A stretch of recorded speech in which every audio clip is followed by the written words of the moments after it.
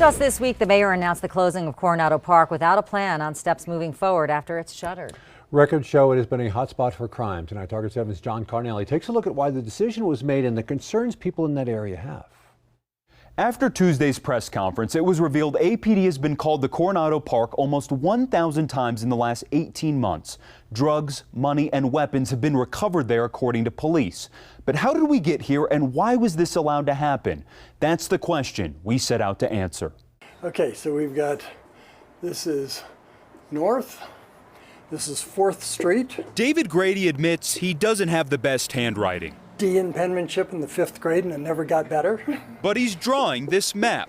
And this is Coronado Park. To illustrate a problem.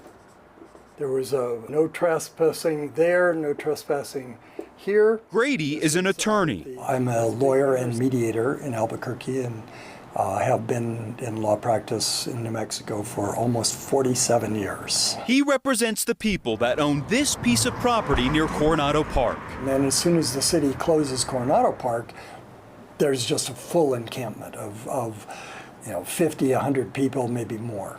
On your client's property? On my client's property. Grady says when the city cleans the park, the homeless move onto the property temporarily. The property is private and no trespassing signs are posted. And David, how many times would you say you've called about this issue? I would guess it's more than 10. Grady has called 242 cops and 311 about the issue.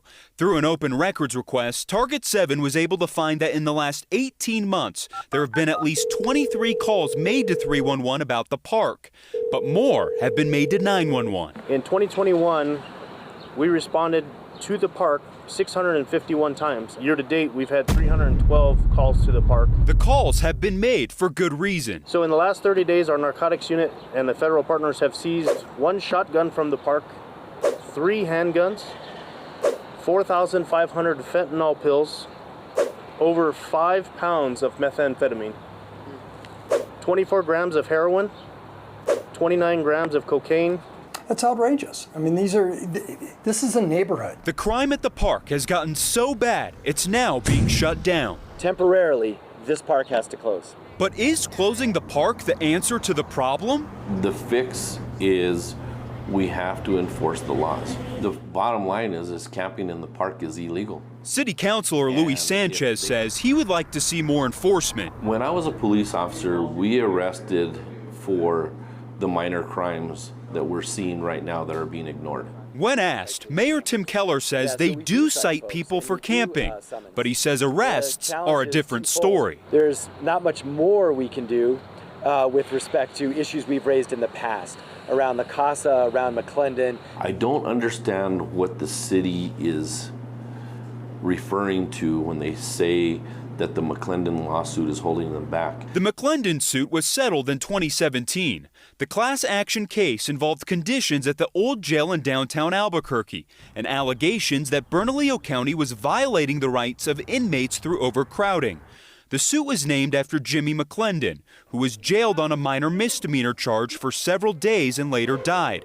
KOAT legal expert John Day explains the agreement made. Police officers are encouraged to issue citations, but the lawyers for the McClendon plaintiffs say, and they'll contend, that the police are not required to issue citations, that it's just they're encouraged to do it as a way to bring down the numbers at the jail. Day says it does not stop them from making arrests. The police officers under McClendon can still arrest for offenses. Which raises the question of why some city leaders keep referring to the case as the reason arrests can't be made for illegal camping. Target 7 asked Albuquerque Police Chief Harold Medina if the agreement is prohibiting arrests, and this is what he had to say. It's unacceptable for us to say there's nothing we could do, and I've told the officers over and over again, we do not leave people on people's property.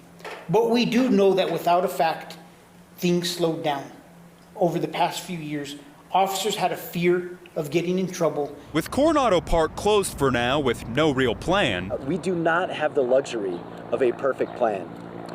So the first step is to figure out what we're going to do in August. The question is, where do the homeless go once the park closes? Yeah, and I don't want that dangerous stuff to happen on my client's property or on anybody else's private property. or in the street. Grady acknowledges there is no easy solution, but he has offered one to the city. I think there's some solutions that are out there that other communities are experimenting with. Grady sent these 2 emails to a city councilor, offering the city to lease his client's property and build tiny houses on them for the homeless. What was the city's response to all of that?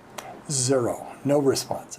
We asked Mayor Keller at Tuesday's press conference how many citations and arrests have been made at Coronado Park. He told us APD could provide that information. So we reached out and they told us it would take some time to pull. When we get the numbers, we will update you. For Target 7, I'm John Cardinelli. There is no exact date for the park to close, but the city says it will be in early August.